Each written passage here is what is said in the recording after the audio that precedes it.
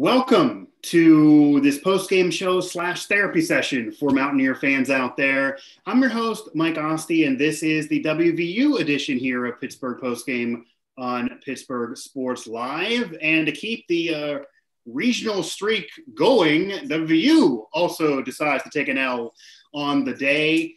A game they definitely thought they could win entering the day, a game they were looking to win entering the week, and a game that I know Jarret Doege really wanted to win in his homecoming in Lubbock, Texas. But none of that ended up happening as the Mountaineers lose 34-27. Texas Tech with a late touchdown hangs on at the end, and a lot of weirdness there in the final minute or so for the Mountaineers, who now fall to 2-2, and that totally changes things the rest of the year.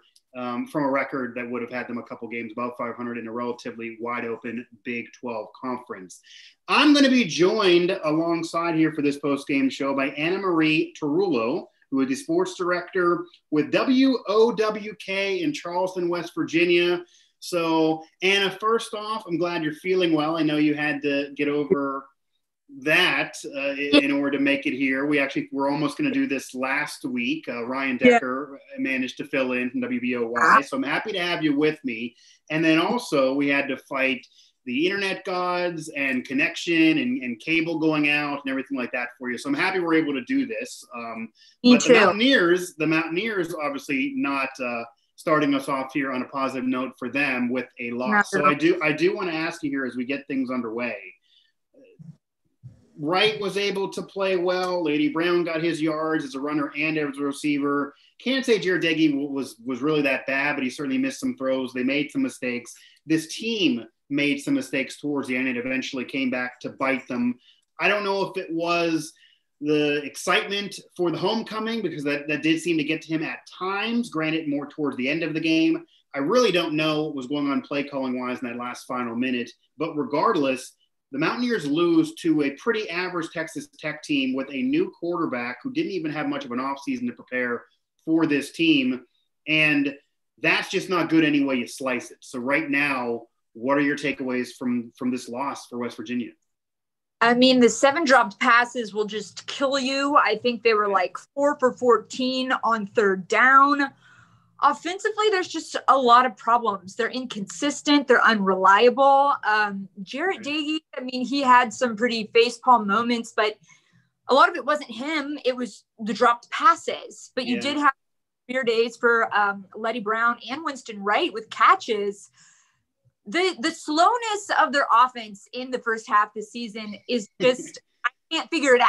And, I know they're kind of third quarter is when Neal Brown usually gets them going, but I don't know. I'm not sure about this. I'm hesitant. I grew up a Kentucky fan. I remember when Neal was there. And unfortunately, this team is starting to remind me a lot of Kentucky teams. Just like Kentucky lost to Missouri today after having previous great games. It's just you don't know who you're going to get. The play calling's bad. The execution is bad. It's like they don't have gamers. You know what I mean? Right. So and it's really weird to say that, and that's all true. But just a few weeks ago, it appeared that the Mountaineers finally had their triplets. It appeared Winston Wright was stepping up. Lady Brown certainly has been stepping up. And Jarret Doege has been much better than Austin Kendall. And I don't know if I can necessarily beat the drum on those 3 being too bad, but there's not enough around them. And I think the one thing that's really starting now to get to me, and I'm guilty of this too, because I was saying it on preview shows. I was saying it for when I contribute with Metro News. I was saying it here even last week on our show for West Virginia, that offensive line way better than last year. Lady Brown way better as a runner than last year. They're already over yardage than they were last year. A lot of improvement there. But I think now it's getting to the point where saying that the offensive line is better than last year and that Lady Brown's better than last year for the running game, that's losing its luster. Like, that's not that impressive. They were just so god-awful last year that, of course, you're better than last year. Right. And to lose to a team that was, that was their first league win. They hadn't won last November against WVU. So there's something there against Texas Tech for Neal Brown. He said, that game last year was his biggest disappointment as a head coach. And I just don't know what it is. I think they presented a big challenge up front for WVU. because they're big, they're physical, but right. I don't know. They had Henry Colombi got his first collegiate start today. You would, I don't know, to be an unreliable team. And Neal Brown, as you saw today with the fake punt, some interesting play calling. He is such an offensive genius at times. It's the normal play calling rhythm of the game that just is inconsistent with this team. Right, for sure. And to really paint the picture, this is going to be how bad it is. Texas Tech was without a Big 12 win prior to this game. They only had one overall win prior to this game. It's now their second of the year. And that victory was against Houston Baptist, and they crawled out of the game 35-33. I was speaking with one of their long tenured writers previewing this game, and he was saying they basically treated that game as a loss. So that really was barely a win. And then they get this first legit win, especially coming from behind. It might make Texas Tech fans wonder if they would have had Columbia earlier in the year. Not that he, asked to do tons, but he certainly was better for their offense. Anne-Marie Tarullo here, the sports director with WOWK in Charleston, West Virginia, joining me here on the WVU postgame show here on Pittsburgh Sports Live. Mountaineers, they lose it 34-27.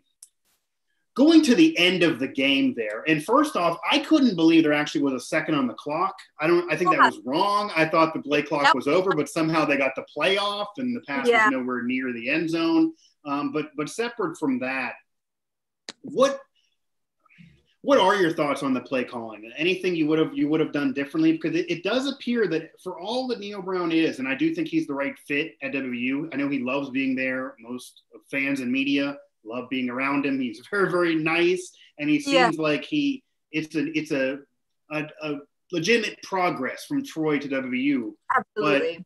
But there's some play calls to be desired. I don't know. There was not it doesn't appear there was the hurry up for Jarret Doege. It appeared like he didn't really know these plays those last final minutes. It was just very confusing at the end of the game. It was very chaotic, unorganized. Yeah, that's the word. I don't know. It just makes me question, when are you going to get like a reliable, consistent team? I know it'll help when he gets kind of more of his guys in there and can really recruit his type of player. But you think it's year two. It shouldn't be this kind of mania, disorganized.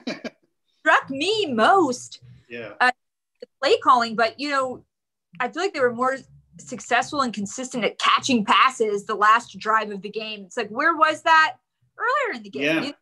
Remind me a lot of Kentucky. They do well when they're on the ropes, and if that pressure is there, they don't do well. It's silly mistakes. It's self-made mistakes, shoot themselves in the foot. Right. But I'm not sure about this team. You got to get the run going more, but you had some weapons there today.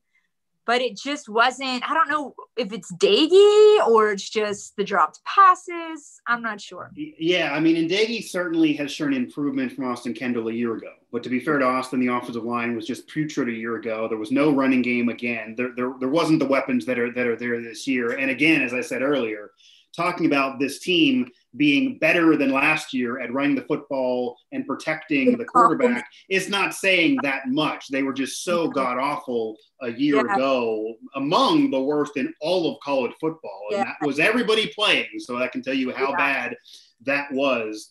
But the defense didn't really show up today as much as it's been. Earlier in the season, the defense had been great. Number one in the country. They were getting all the accolades, and they were getting over the whole controversy of the offseason. Did not show up today. No. What are your thoughts, though, on the rest of the season in terms of what this team can do?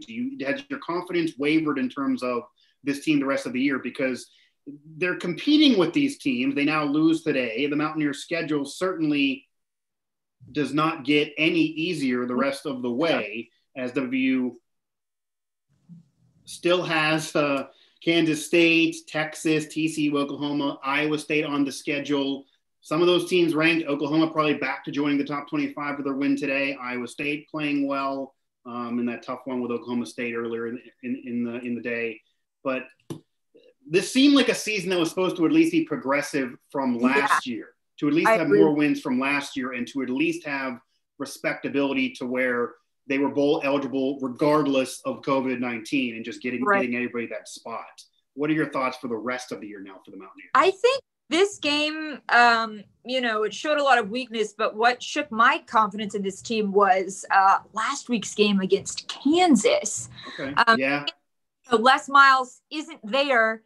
They end up winning, they get it together in the second half. They fatty whop them 17-38. Right. But the first half, just slow start offensively, that is really kind of what shook me. And I was like, maybe they aren't where I thought they are. So I don't know. I think they still have a lot to figure out. It's a good sign. The defense was rolling previously. They really missed Fields in the second half this game. And that penalty on him, it's just the silly penalties. I mean, with him off the sideline, it's stuff that shouldn't be getting in the way. Teams like this that are consistent. It reminds me of Kentucky. You can, play the game of your life against Mississippi State and hold them to 3 points when you're Kentucky and then lose to Mizzou today. So I don't know. I wish Neal Brown, I'm like, is this hereditary? I know he used to be at Kentucky. What is it? It's always the offensive struggles with those teams, and Eddie Grant is horrible now at Kentucky too, but they're just not gamers. I don't know how else to say it. They just don't have that game mentality. I don't know. Yeah. What would you say to Doege if you're in this position? Again, I mean, I think Doege is progressing. He might be in over his head in terms of being ready to be the starter for a legit team this year. Obviously, he doesn't have the experience coming into the season. He does have weapons. He does have a little bit more of an offensive line. But there was just errant throws. It seemed like he's hurrying throws. Yeah. He definitely seemed like, and didn't seem this way early on in the game, that he maybe was a little too excited to be back in Lubbock. I know he's real mad. He's big mad about the recruiting snub of years ago, but it just didn't seem like he's ready. The team is ready. They might be a year or so away. And I think you bringing up Kansas, that is part of this, because you get the victory. You get a victory where they eventually cover the spread. And I do love your Fetty Wap description there for the final score, because that is how it looks to the layman. But the issue is they barely covered that spread. They were slow to start that game. They were trailing at one point in that game. They didn't play well in the first half of that game. And that's a game you should dominate, because that's a team that might not win any games this entire season, certainly in a year that's full-on conference play. And they were struggling to score against Kansas, basketball school Kansas. Right, yeah. A basketball school that is light years away from being able to rebuild. And even with Les Miles there, a very, very difficult job. He wasn't even there. They really didn't have a week of practice. It was a perfect storm for Kansas to be really, really bad. And they had maybe their best game of the season against West Virginia, which is certainly not good for WVU moving forward. The Mountaineers lose, though, 34-27, joined here alongside Anna Marie Tarullo, who is the sports director with WOWK in Charleston, West Virginia here. Mike Asti on our post-game show here for Pittsburgh Sports Live. If you have to go through the rest of the season here, I know that it's WVU, Kansas State, Texas, TCU, Oklahoma, Iowa State. Can you give me a prediction on what you think the Mountaineers' record will be here the rest of the way? Oh, God. I don't even have a schedule pulled up. Well, I can read it to you. Kansas State is the next one. Texas, TCU, Oklahoma, and Iowa State. So they always have trouble with Oklahoma, even though they're struggling this year. Iowa State's a top 20 team. Kansas State is a top 20 team. Texas scores points and was good. They then have lost. They're not really back, but just they're never back. They're never back, really. No matter how much they say it, they're never back. They're never back. I don't know. Since I've been in the hospital, I've been out of it. I haven't gotten to watch much of the Big 12. What's Kansas State looking like? Well, Kansas State's looking good. I mean, they had that victory over Oklahoma earlier in the year. So they're definitely a concerning team for the Mountaineers. They're not a top 10 team, but they're definitely a team that could give you trouble. I would say that if you can't beat Texas Tech, I don't know how you're going to beat Kansas State. So that's going to be a problem. I would be concerned about the Texas game. I think TCU actually could be tougher than people think, but I think they're probably winning. And then the rest of the way, I don't know. So this year now, based on losing this game, how they played against Kansas, this does give you pause to think, how far is the program moving? Are they really where they should be now? It is year 2 of Neal Brown. I know colleagues of ours, they like to refer to last year of Neal Brown as year 0. Yeah. That's what it's called. It's year 0, because the cupboard was kind of bare and he was taking over. So, okay, year 0, now it's year 1. But yeah, all the games count. So, I mean, it was really, really bad last year. And but how long do you give him? And I think this is just even more highlighted by the fact that Marshall, they're 5-0 for the first time since 2014. They had a quarterback. They have Brent Wells in there now, hometown kid. They're they're rolling. So I think that hurts even more to be WVU and your year 2 with Neal Brown. But the question is, how long do you give them? You know, what are reasonable expectations for a coach? You know, how bad does it have to get for people to start questioning it? I am a huge Neal Brown fan. I think he fits in so well culturally here. I think he's an offensive genius. But now I'm seeing these little, visions of Kentucky when I'm watching WVU.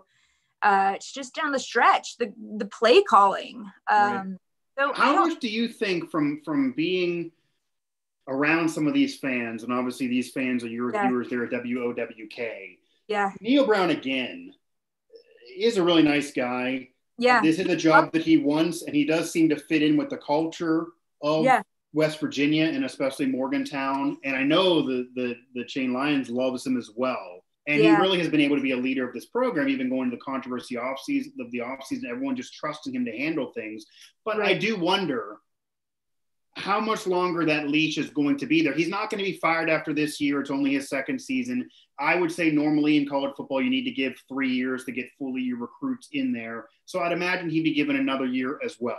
But eventually, you do have to turn the corner. Eventually, the wins do have to be there. And this game certainly was not his best day. The play calling was not there. This does fall on him. And the Kansas game a little bit as well. So when do you think fans may start losing favor? And you may start seeing some Facebook comments and some emails that we're getting sick of Neal Brown now. Yeah, I think as this goes on, I don't think it's going to be like intense calling for him to be fired. But I think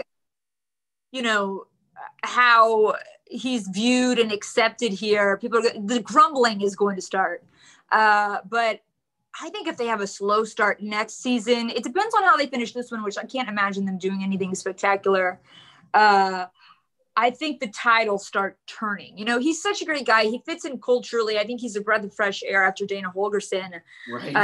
I'm going to give him a chance, and he is so smart, but I just find it interesting too. They had the off-season troubles with Vic Koenig. You basically have just kind of a mishmash defensive coordinator, defensive staff right now. Right. And how are they, the better side of the ball right now, more playing a more complete game. So I'm not sure what moves need to be made. It's been interesting, as a Kentucky fan perspective, just watching how the tide turns with Mark Stoops, who's done wonderful things for the program. But I think from a fan's perspective, it's like consistency. Like, it's exciting when you're winning these big games, but you don't see Alabama losing, these games they're expected to win. And you can't expect that perfection, but it's like being able to dominate somebody and being so clear and crisp, and your fundamentals are great and you just execute. How long does that take? I don't know. Yeah, very, very true. And I just actually wrapped up the Pitt coverage for our network and the Pitt postgame show. And the only thing I can say is being weary of having too quick of a trigger in firing a coach, especially after only a couple years in. And Neal Brown, again, he's going to be given time. He's not, the conversations aren't going to legitimately start now. No. It'll be after another year of this, possibly. He'll be given time. The program wants him to have success and feels he's the right guy. But you look at Pat Narduzzi with Pitt, 6 years in, they're getting embarrassed. It's really, really ugly over there. And the conversation of that entire show with fans is whether or not you're firing Pat Narduzzi. But my colleague there even brought up that if you fire a head coach, you could be losing recruits. Recruits go to a school for the head coach. It could take years to find somebody else to replace him. You're on the hook for money, and then can somebody else come in and actually do a better job, even though it's really bad? So that would all be a problem for West Virginia if they would have a short leash on Neal Brown, for sure. Yeah. And I think the good thing about him here, he's from Kentucky. He's been recruiting, Reese Smith went to his high school. Fantastic. I'm really surprised at how successful he's been so far. I knew he was good, but it's great to see him out there. So he's got, good recruiting ties to the area. And I think culturally he does just get it. I know he had those big wins at Troy. People who are really excited about him, but I don't know. It's going to be interesting to see. I doubt the tide will turn against him too soon. But I don't know. I'd love to sit down with Neal and hear what he has to say about this game. I don't know why Texas Tech they have, he's a former offensive coordinator there. Maybe that has something to do with why they just have his number, but maybe, yeah. And he was down there when Jarret Doege's brother Seth was quarterback for Texas Tech. Yeah. Actually, Mountaineer fans will recall that the number 5 Mountaineers got completely boat raced against Texas Tech, a pretty average Texas Tech team back in 2012. Yeah. Biggest win maybe for Texas Tech in the last 10 years. And that was with Seth Doege as the quarterback. Jarret Doege does not get the revenge, though, on that program as they lose today. Again, Neal Brown's going to have tons of leash. The program really loves him and wants him to do well, but this was not a good game for him. This is a game he should have won, and you have to win if the program's really headed in the right direction. You have to do better and get against Kansas if the program's headed in the right direction. And these last 2 weeks are concerning for the direction the Mountaineers are in. And that question mark. But we will have those press conferences and all that post-game coverage over there at WV Sports Now as well. I'm sure your colleagues are talking to him too. So I'm missing the Zoom fun with Neal Brown to do this, but I do wonder what he's saying because he has not really had any tough days with media. He's dealt with a controversy. He handled that well. Everyone pretty much gives him a mulligan for last year. He was having an okay start to this year. The defense playing way better than expected because of everything that went on, and he was getting credit for that. This might be the first day that he actually has some tough questions, so we will see what happens because he didn't have the greatest day at the office. The team now 2-2, so we'll see moving forward. So Anna, I absolutely appreciate the time for sure. Any final words in terms of where the people can find you and where they can keep tabs with you and your work? Well, you can follow me on Twitter. It's at Tarullo Tweets. That's TARULLO TWEETS. And then I've been off work for 2 months. I had a medical thing, but I will be back on Friday as sports anchor at WOWK. Wow. So we're kind of, that's nice. So you're going to be back on Friday, coming back here. That's nice. I didn't even actually know that. So that's nice. And we're able to kind of segue, and you can polish off the broadcasting chops here with us as you prepare for your return. So I'm happy to hear that. Definitely appreciate you joining me for this one. And hopefully it was a therapy session for Mountaineer fans. We will see what happens the rest of the year. Obviously, this is a year well in doubt still for the Mountaineers as, again, I don't know if the progress has yet to be coming to fruition from where it should be this season, still understanding everything that's going on. But not the best of day for WVU, either a team they should have beat, a situation that they should have been able to conquer. They do not, as the Mountaineers lose 34-27, and their season now once again in question to if it's actually going to be better than last year, and pretty much everything up in the air for the Mountaineers. Anna Marie Tarullo, who again is a sports director with WOWK. She makes her triumphant return after a 2-month absence this coming Friday on the anchor deck. So I'm happy to hear that there, Anna.